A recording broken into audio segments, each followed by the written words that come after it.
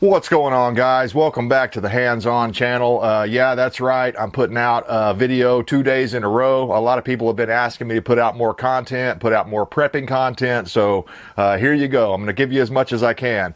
I guess it's kind of obligatory for every prepping channel to do a video like this, and I've just never done one because I kind of thought it was overdone.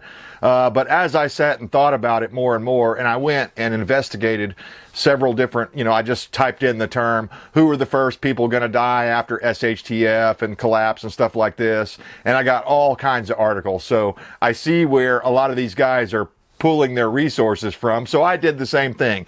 I gathered up the most obvious, most common sense approach to who are the people that are going to die first after WROL or SHTF event happens. We all know it's coming, so we're not even going to paint the picture. We know it's coming. It's just a matter of time. So I've got a list of 13 things here that I harvested off all the different websites that I thought were the best ones, and I want to share them with you because this makes sense to me.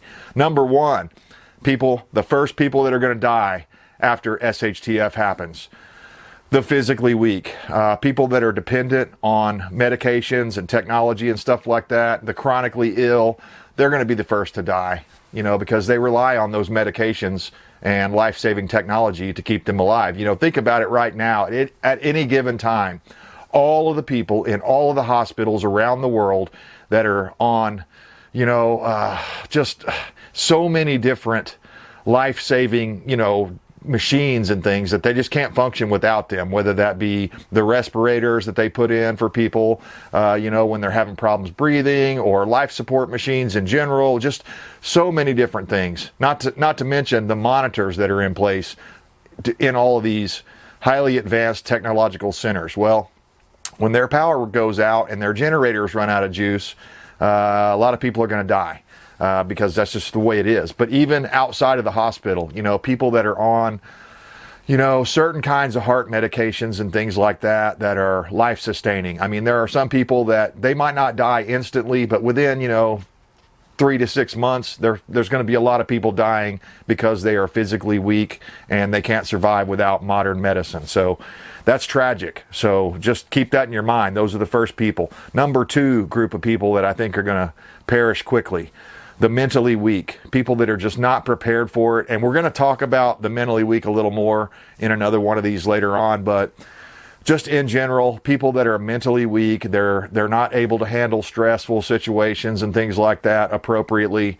They're going to make the wrong decisions and they're going to perish. Number three, the unprepared and the underprepared.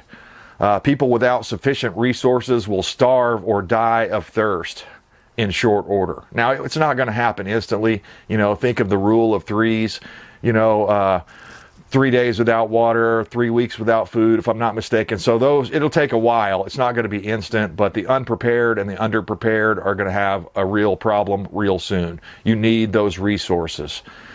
Number four, the unarmed, or, people that are either caught without their gun. The old saying is, what's the best gun to have? It's the one that you have when you need a gun. That's the best gun to have. So any gun is best gun. Don't let me stand up here and tell you what brand is best or what caliber is best, because there are a lot of different calibers that are suited to different functions, different ranges and things like that. So the unarmed, I think, are going to be number four on the list of people that are going to get taken advantage of, and they're going to be killed. And whether that be if you've got a safe full of guns and you don't have the one that you need on you when it happens, you're going to be one of those. But also the people that are just totally teetotaler anti-gunners that, go out and think, AR-15s are a weapon of war and all this stuff, right? Those kinds of people, they're not going to make it. Because you have to be able to, even if you don't have to use your self-defensive weapon, having the self-defensive weapon is a type of self-defense in and of itself. So keep that in mind. Gun up, you're going to need it. Number five, the violent. The cycle of violence in post-disaster environments is often self-perpetuating. Individuals or groups that resort to violence invite retribution and escalate tensions among groups. which can lead to more widespread conflict. In the absence of a functioning legal system, justice becomes swift and brutal, and the lifespan of those who live by violence is drastically reduced. I'm reminded of, live by the sword, die by the sword, live by violence, die by violence, those sorts of sayings.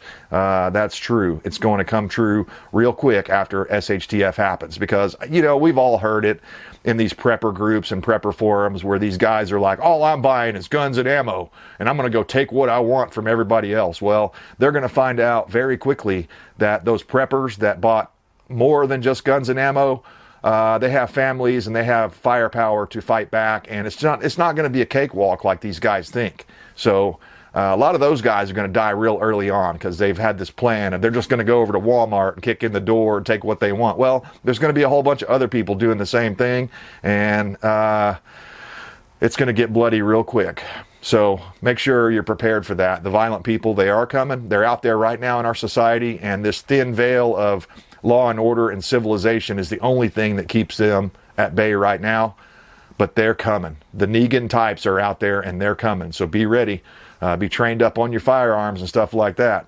The number 6 group of people that are going to die first after SHTF are the panickers. We've all known them and seen them and worked with them and stuff like this, dealt with them out of the store and different things where they just freak the fuck out and they start panicking.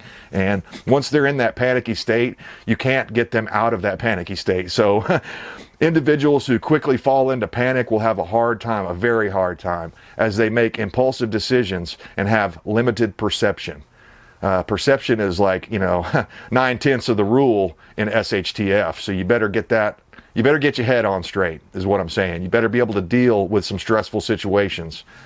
Number 7, the lone wolf. We all hear these people that say, I'm just going to go out to the woods and live off the land and all this stuff. And that may be a great idea in your mind, and it's kind of romantic and everything. And it sounds really cool to do that. But the reality is if everyone else is hunting for those same animals, there's not going to be anything for you to harvest, so you're going to slowly starve to death if you have that lone wolf, Rambo escape to the mountains or to the woods mentality.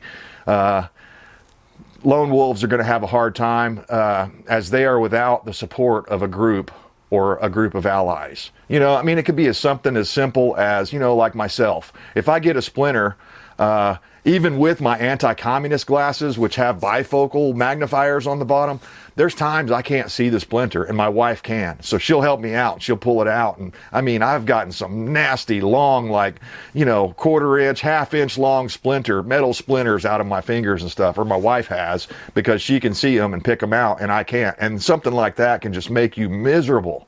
So, and if you get slashed open or you get a bullet wound or something like that, you're going to need someone to dig that bullet out and to sew you up. Yeah, we all think we're badasses and we can sit there and sew ourselves up, but I don't think the reality of that is very likely for most people. Let's face it, we're all pretty soft these days. We're not used to doing the hard stuff. So I just don't think you're going to be able to make it in reality as a lone wolf type. Maybe there are a few exceptions to the rule, real Rambo types out there that could do it, like ex-Army Rangers or Navy SEALs or something like that. Maybe those guys could do it, but personally for me, I couldn't do it. I need my wife at very minimum, and really, to be honest, a bigger group would be even better.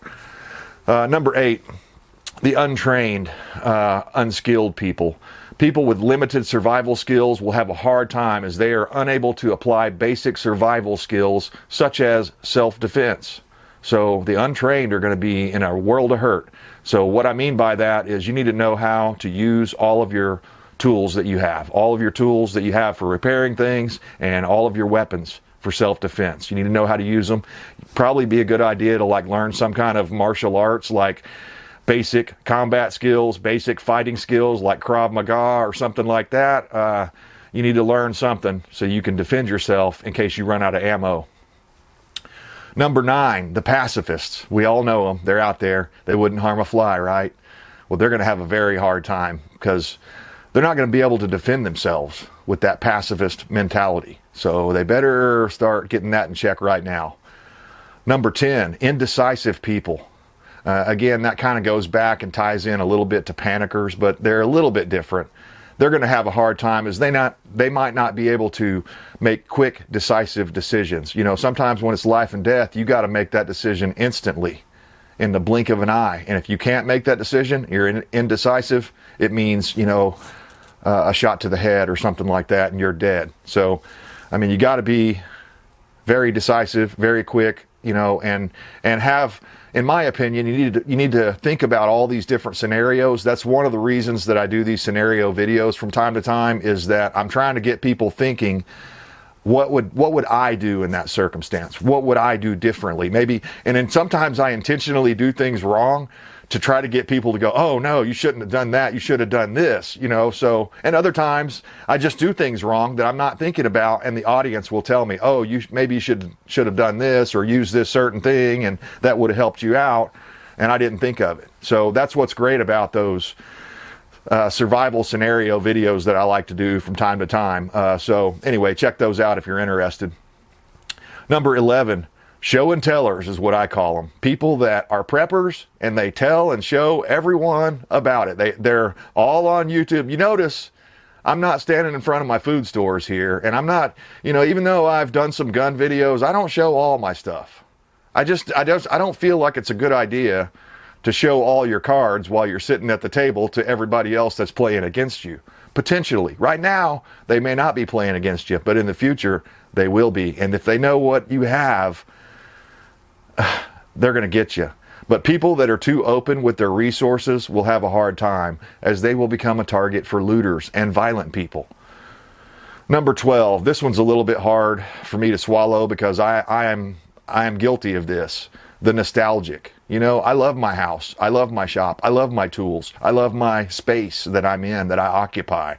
And I might be prone to make an incorrect decision and try to hold my house longer than I realistically should, because, you know, I mean, that could end up getting you killed in SHTF. So you have to know when to bug out, and don't do it too soon, because if you go too soon, that could get you killed. Being out on the road is one of the most deadly things. At least if you're at your house, you have some level of, you know the terrain, and you know the hard spots that you can get behind and use as a shield against bullets. So just keep that in mind. But the nostalgic, like myself, and the late bloomers who just missed the right time to escape will have a hard time. That's number 12. Number 13, the last one on the list here. The weak-willed person who lacks the ambition and will to survive will have a hard time. I've made videos in the past about nuclear attacks and, trying to survive nuclear attacks. What would you do? How would you run? All this kind of stuff. And I've had repeated comments of people coming in and saying that they don't want to live if that happens. And I get where they're coming from. I understand that sentiment, but for me personally, when it comes to thermonuclear warfare, if I'm not wiped out by the initial blast of the explosions, and I'm in the radiation wave part of it, then I get exposed to high doses of deadly radiation, then yeah, I don't want to live through that either, because it's going to be, your last few, weeks on Earth are going to be very miserable.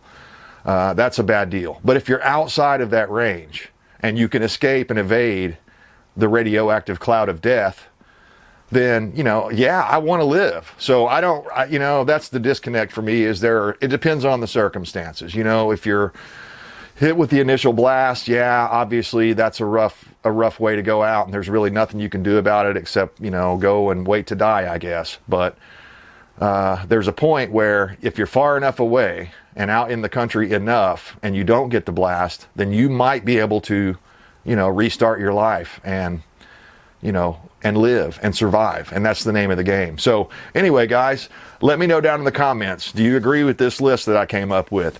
Who do you think are the first people that are going to die once SHTF happens? And again, we all know it's coming. So prepare yourselves now, guys. Prepare yourselves in every way you can.